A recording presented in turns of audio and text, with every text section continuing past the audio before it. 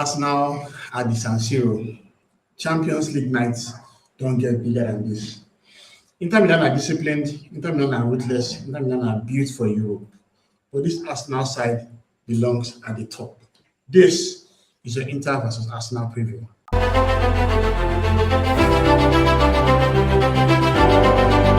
Welcome back to the Arsenal. Mikel Arteta side travels to Italy to play in the San Siro, inarguably one of our toughest Champions League fixtures so far.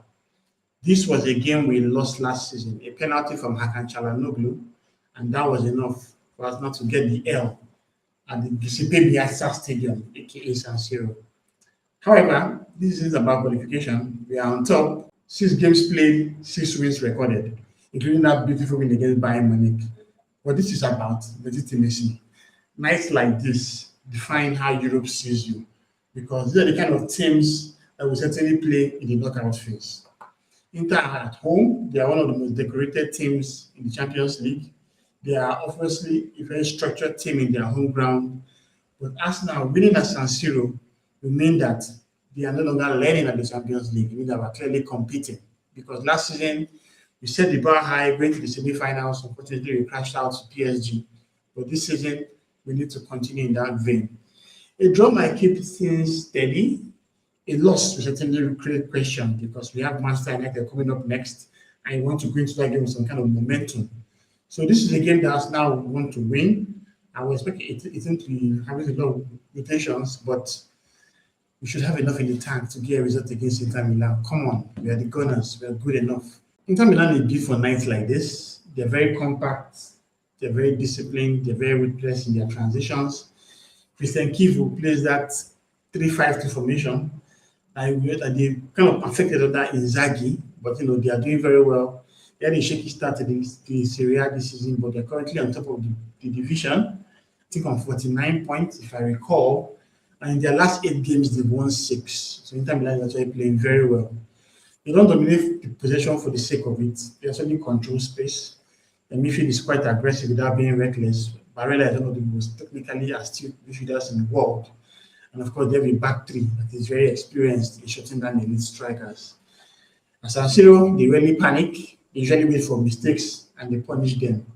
This is a team that is coming to this game is on level of confidence, being that they are the champions of their division. Napoli. No, Napoli won the league that season, actually, not Inter. Inter actually lost it on the last day, if I remember. But they're very good contenders and they want to show their fans that they have what it takes to get a victory. And I think one key thing to also note is that Inter needs this game so badly because in the Champions League group phase, where are they right now on the table? Let me check that real quick.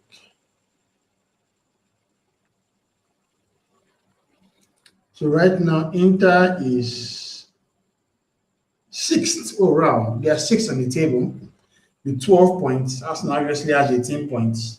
But the thing that the margin is in the teams around them from 6th to I think 15th. Wow. The team on 15th, which is Barcelona, has 10 points, while Inter on 6th has 12 points.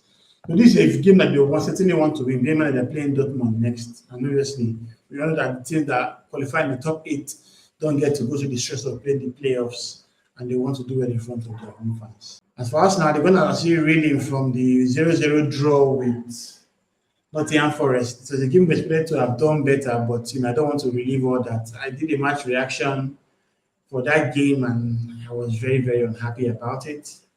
But one thing I love about football is how the games come thick and fast. Once you play against Inter Milan and get a good result against Inter Milan, for a moment you forget about Nottingham Forest. So we come into this game with some level of confidence. We're also on top in the Champions League, on top in the Premier League. Our attacking fluidity, our pressing structure, and of course our defensive organization have improved leaps and bounds. Our defense remains one of the best in Europe, with Gabriel and Saliba being the best pairing in the world as far as I'm concerned.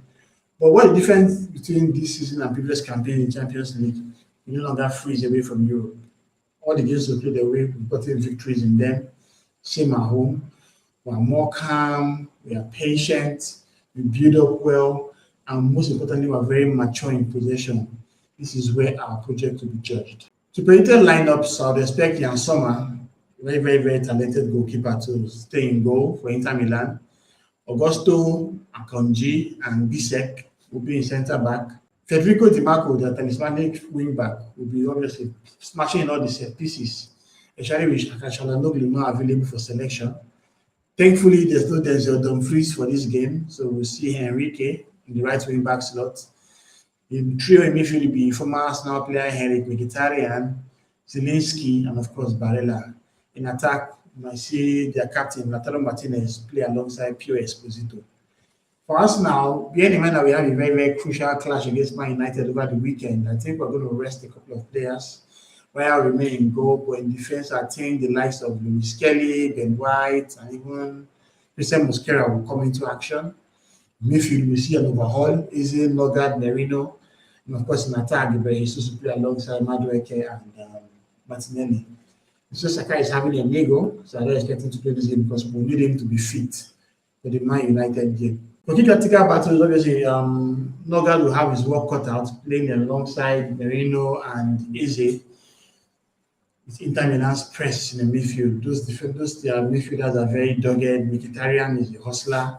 Barella is quite good on the ball, so we need to be mindful of that. Madueke, play alongside Di Marco. I hope he can cook him. Madueke has had a couple of good games for us. You want to build on that. And last time he played away, it was against Club Brugge, where he scored those 2 amazing goals. Our highlight will be important against Inter Milan's counter-attacks. But Arsenal has to stay patient. We don't have to force this game. A draw won't be a bad result. We need to cut out every cheap turnovers, take our chances early when they come, and of course, control transition because Inter want to have the ball. This is about intelligence and not emotion. We have to do what's required to get the result we need. The predictions, I think, is going to be a 1-1 draw. All indications show that it's a match that we might probably do because we don't have the right level of quality on the pitch. Yes, our guys are quite good, but it's not like first and good. So I want to be very pragmatic in this game. So I'm guessing a 1-1 draw will probably be a fair result in the grand scale of things. So that's pretty much it. A quick match preview for the Inter Milan game. I'm not going to do a watch along. I think I'm going to watch the game live somewhere. So I'm probably going to do a match reaction very late. I'm sure the game will be like 9 o'clock to finish like 11. You should expect a match reaction after that. And of course, we'll build up to Man United game. So don't forget to like, don't forget to subscribe. And of course, I'm looking at you guys. And I'll see you in the next video. Till then, come on, you guys.